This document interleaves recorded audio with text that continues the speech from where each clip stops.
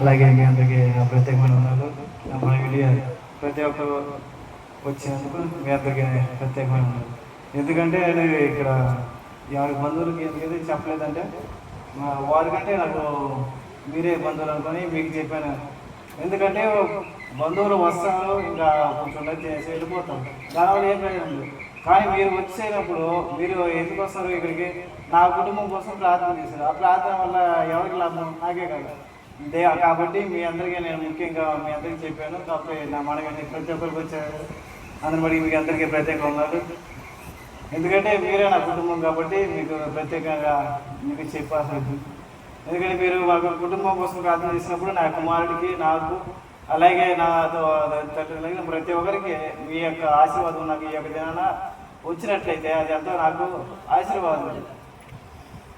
కాబట్టి మీ అందరూ కూడా అలాగే ఈ కూటమి కూడా ఎందుకు నేను ఏర్పాటు చేశానంటే, నా యొక్క కుమారుడు పుట్టినరోజు మొన్న మంగళవారం జరగాల్సింది, కానీ కొన్ని కారణాల వల్ల ఈ యొక్క ఆదివారం మార్చబడింది. అందుకని మీ అందరూ, ఎందుకంటే నేను ముఖ్యంగా మంగళవారం పెట్టవచ్చు, కానీ మీరు ఎవరు కూడా ఆ రోజు లేరు, అందరూ వేరే వేరే పనుల మీద, డ్యూటీల మీద ఇంకా వెళ్ళారు. కాబట్టి ఇంకా నాకు కుటుంబం అనేది సంఘం ఉంటే నాకు ఈ యొక్క ప్రార్థన ద్వారా కూడా నాకు ఆశీర్వాదం ఉంటుంది. కాబట్టి మీరందరూ ఉన్నప్పుడు నేను ప్రార్థన పెట్టుకోవాలని చెప్పి ఈ యొక్క దినాన్ని అనుకూలపరుచుకొని ఈ యొక్క దినాన నేను ఈ యొక్క కూటమి ఏర్పాటు చేస్తున్నాను.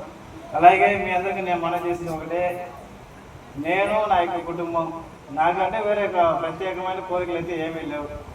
ఉండేది ఒకటే ఒక కోరిక, ఎప్పటికైనా నేను దేవుళ్ళలో నమ్మకంగా ఉండాలి. నేను మంచోనని చెప్పట్లేదు, నేను ఎదవనే. నేను కొన్ని పనులు అనవసరమైన పనులని చేసి దేవుడి దగ్గర నేను కూడా తిట్టించుకున్నాను.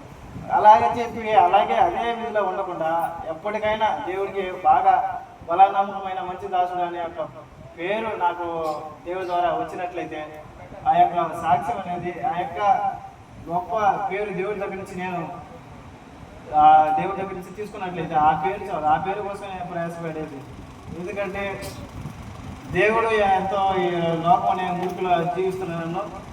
దేవుడు ప్రేమించి ఆయన కృపలో ఆయన సిలువ చాటికి నన్ను దగ్గరికి తీసుకున్నాడు. కాబట్టి నేను మాత్రమే దగ్గరికి తీసుకున్నాడు. నేను మంచివాడిని చెప్పట్లేదు, అలా మంచివాడిని కాకపోయినా ఆయన తన సిలువ చాటికి నన్ను దర్శనం చేర్చుకొని ఆయన నీడలో నాకు కృపను ఇచ్చాడు. కాబట్టి నేను ఆయనకి నమ్మకంగా ఉండాలి. ఈ లోకంలో ఎంతోమంది ఎన్నో కోరుకుంటారు, కానీ నేను కోరుకునేది ఒకటే, దేవుడికి నమ్మకంగా ఉండాలి. నేననే కాదు, ప్రతి ఒక్కరు మనము కూడా మనందరం ఎప్పుడైతే దేవుడికి నమ్మకంగా ఉంటామో అప్పుడే దేవుడి ఆశీర్వాదాన్ని చూడగలం.